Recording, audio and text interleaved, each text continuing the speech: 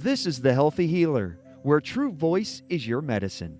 This is where we help doctors and other healers navigate through the challenging times by learning from the best minds in the healing industry. Laugh, cry, and be surprised. It's entertainment, education, and inspiration so you can continue to be the unique and amazing healer you were destined to be.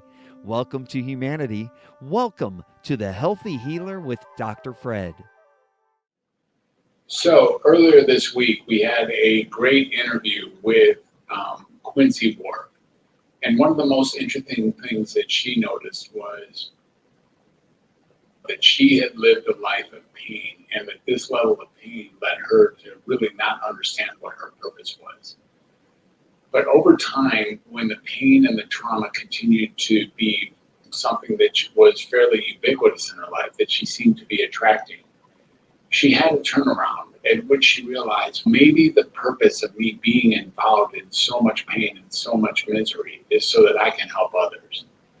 Oftentimes this happens when one is in recovery with the 12-step program, where you realize that you don't go to those programs for yourself. You go for those programs to be available and of service to others.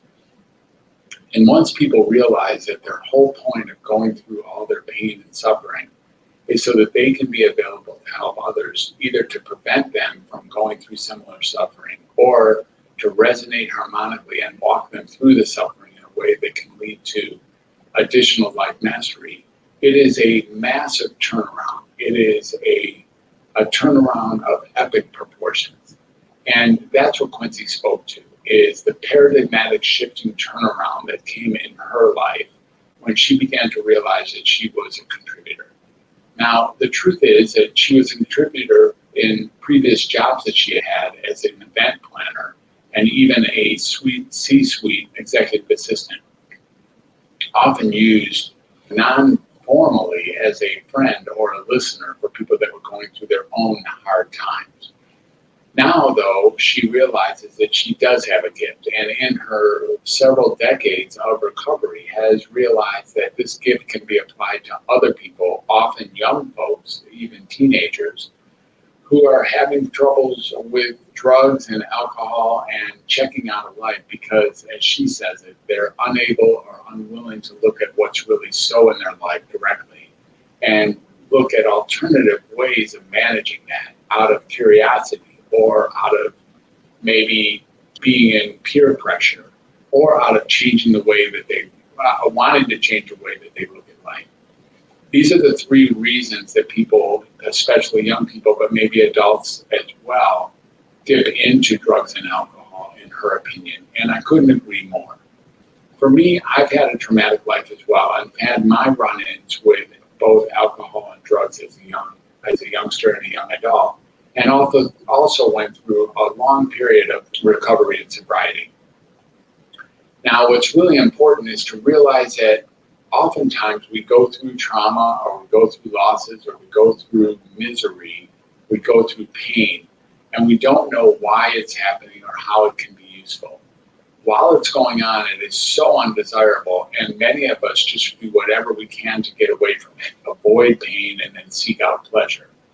But if we can stay in the pain and really let it be part of who we are, embrace it for the, in some ways, beautiful part of life that it represents, we then get to be a contributor to the people around us, to our network, to our clients, to our patients, to our customers.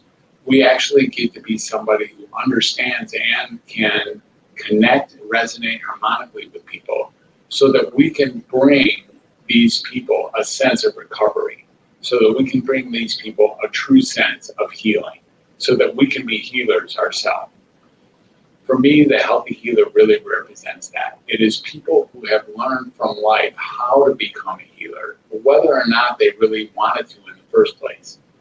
As Quincy says, she did not see herself as a healer initially. She saw herself as a victim. But having gone through so many episodes of being a victim, and she began to ask herself a grander question, which was, what is all this trauma about, and why am I on earth to experience all that? And she was able to transmute that, alchemically actually transmute that into becoming a healer that she now is. This is also how many of us healers come to be healers, is we realize that the gifts that we have are directly related to the pains that we've experienced. And our ability to not only survive from that, but to learn from it and then be able to teach or lead or guide or facilitate or help others in their efforts to either avoid or find a pathway through their own pain, suffering, misery, and trauma. It was really an inspirational conversation. I truly appreciated meeting Quincy, and I love what she does, and that she's willing to put herself out there as a bona fide helper for the people who really need her care and need her guidance. It is really a pleasure to meet healers who are pure, dedicated, and committed as Quincy Ward, and I find myself resonating deeply with that group of individuals who call themselves either clinicians or healers or guides, or maybe even shaman in many cases, or people who are really there to lead others to a sense of their own healing. So kudos to Quincy, and kudos to all of you out there who see yourself as healers or the healers that you know. We are all healers. We can be healers, and the best route to that is to listen to other people and to really listen, not only with our ears, but what is it that they're really trying to express and say. Be there for that, allow them to connect with you, and watch the healing take place. Thanks again for being a fan and being a listener as well as a subscriber to The Healthy Healer.